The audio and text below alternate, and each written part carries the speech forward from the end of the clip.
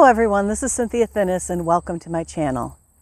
For the next two videos and the final two videos on this series on the traditional model of the cosmos, I would like to talk about one of the most divisive subjects when it comes to Western astrology. And this subject is what divides modern astrologers from traditional classical astrologers, and also is a big divide among traditional classical astrologers. And that is the subject of the outer planets. Uranus, Neptune, and Pluto. It also encompasses other things like asteroids and the like. But in particular, it relates to these three planets that are not part of the traditional model of the cosmos. And I will talk about that specifically next week.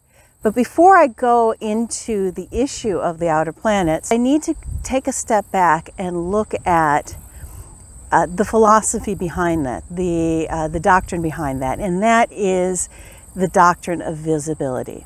A short description of the doctrine of visibility is that the planets that can be seen with the naked eye are the only planets that impact us.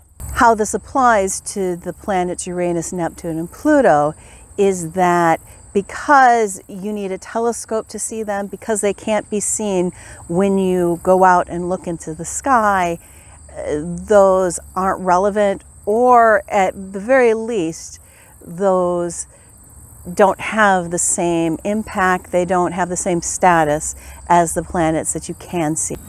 When I first started studying traditional classical astrology, I was taught this doctrine of visibility.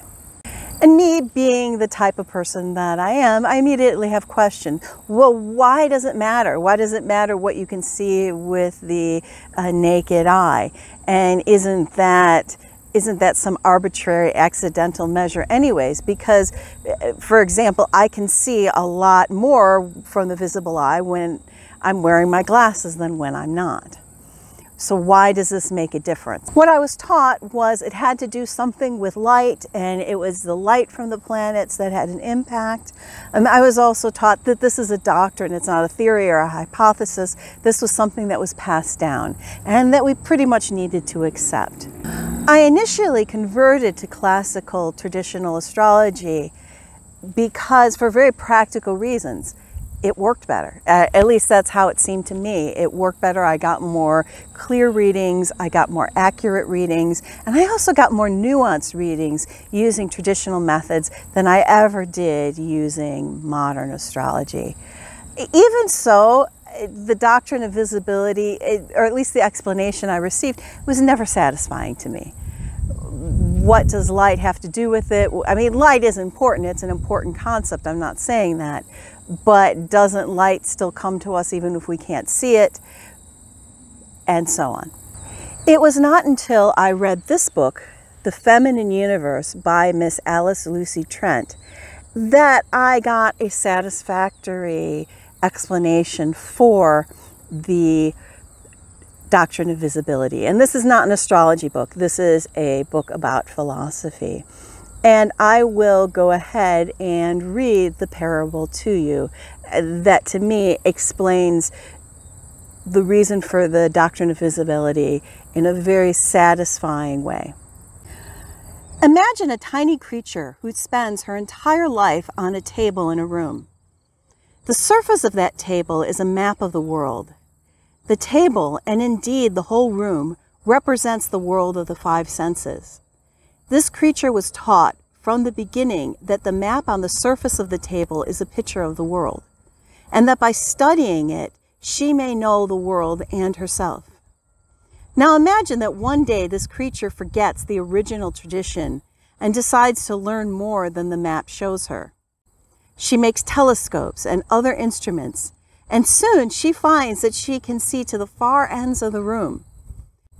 She learns many things that were not included on her map of the world. She learns about tables and chairs and about the carpet, and even in the far distance sees the window and the door, though she cannot be quite sure what they are. Now she scorns her map and believes she knows far more about the world than her credulous ancestors who believed in it. She has discovered countless things that they never dreamed of. But what she does not know is that beyond this room, there are other rooms. Beyond all those rooms, another house, and then dozens of other houses in the same street, and hundreds of other streets in the town, hundreds of other towns in the country, and hundreds of other countries in the world. Not only countries, but vast seas, forests, deserts, Arctic regions, underground caves, and inconceivably more. And all these things are shown on the map on the surface of the table.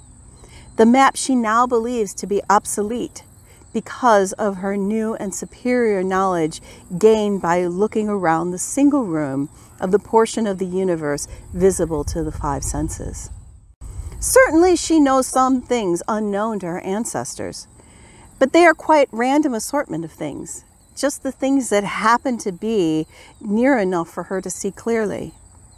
They make no particular sense, of course, because they are a random selection. And so begins the assumption that because the limited selection of reality available to our five senses is random, so the universe itself is meaningless and without pattern.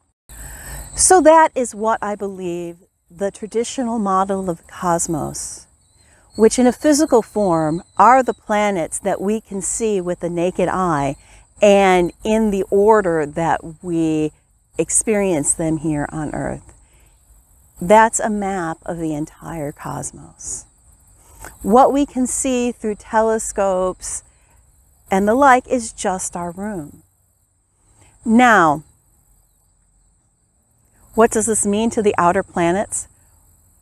I will talk about that later. I'll talk about that next week.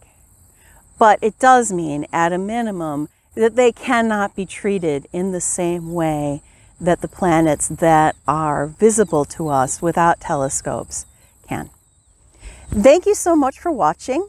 If you like this video, please press the like button. If you would like to receive notifications of future videos, please subscribe and ring the bell. And of course, if you have any comments, questions, anything that you would like to say, please put them in the comment sections. Goodbye for now. See you next week.